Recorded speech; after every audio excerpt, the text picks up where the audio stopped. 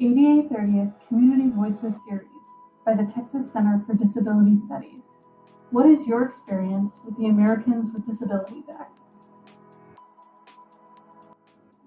According to the ADA National Network, the ADA is a civil rights law that prohibits discrimination against individuals with disabilities in all areas of public life.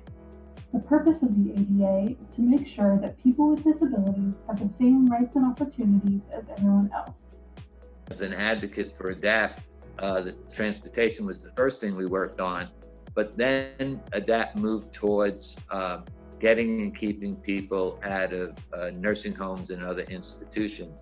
And for me personally, I'm a person that needs attendance services to get in and out of bed, get dressed and things like that. If I did not have that type of in-home services, I might have to go to a nursing home.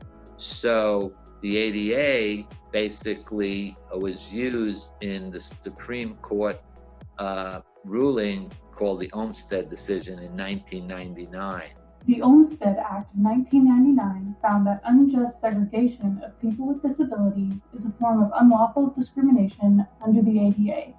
It also highlighted that public entities must provide community-based services and community-integrated care to people with disabilities. And so really what I have seen from the ADA is that it's creating an accessible world, and that benefits each and every one of us. And then in my professional role, the ADA is really a tool that we can use to advocate for survivors of violence to make sure that they are getting the same level of care and the same level of services after they've experienced abuse, and they are able to access healing in the same way as people without disabilities.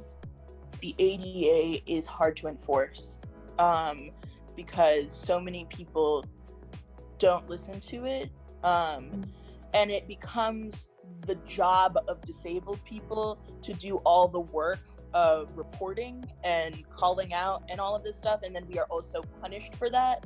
ADA relies on like a very specific definition of disability, where a lot of disabilities are not really taken seriously in those laws, right?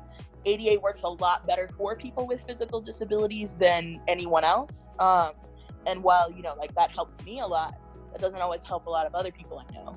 Well, I think looking upon the ADA as a civil rights law, I think is really, really important. So practically in terms of our design of space and the way that we see how people flow, how they're engaged, what kind of resources we might have, like a prayer book or singing or other visualizations, those are very important in recognizing that people have best access.